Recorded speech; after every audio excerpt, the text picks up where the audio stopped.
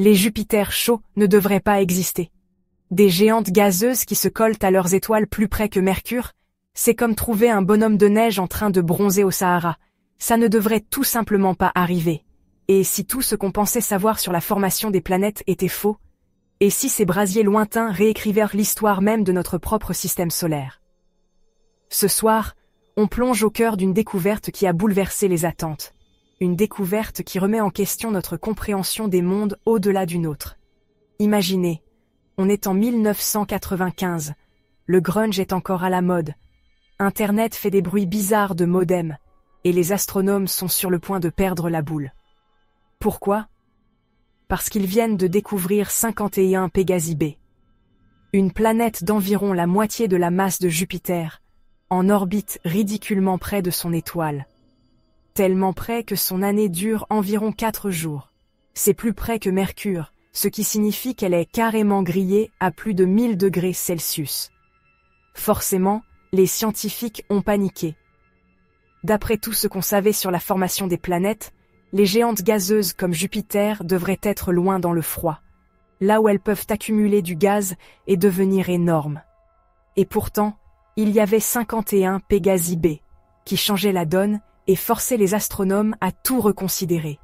Depuis, on a trouvé des centaines de ces Jupiters chauds, chacun plus bizarre que le précédent. Certaines orbitent autour de leurs étoiles en quelques heures.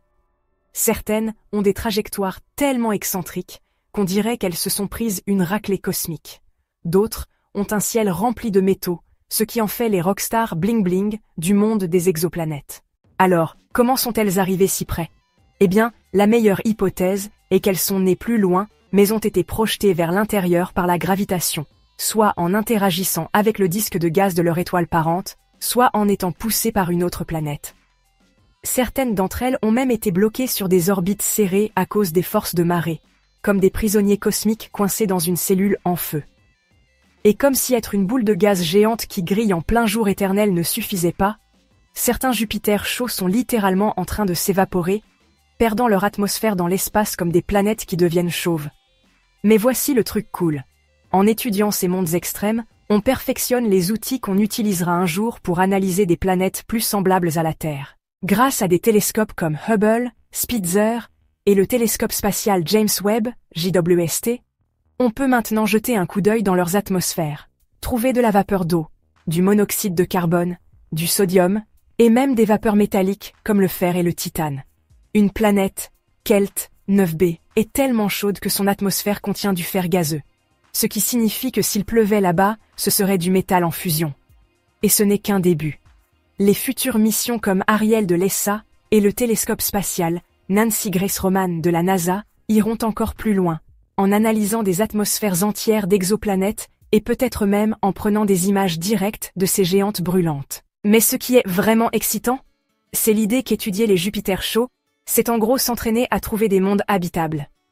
Les mêmes techniques utilisées pour analyser leurs atmosphères nous aideront un jour à rechercher des biosignatures sur des planètes semblables à la Terre en orbite autour d'étoiles lointaines. Et si ce n'était pas assez fou, certains scientifiques pensent donc que ces énormes géantes gazeuses pourraient avoir des lunes qui pourraient être habitables, tout comme Europe ou Encelade dans notre propre système solaire. Alors, qu'est-ce que vous en pensez? Pourrions-nous un jour trouver de la vie en orbite autour d'un Jupiter chaud? Faites-moi part de vos réflexions dans les commentaires. Et bien sûr, n'oubliez pas de vous abonner si ce n'est pas déjà fait. Prenez soin de vous, prenez soin de vos proches, et on se retrouve bientôt dans une autre vidéo.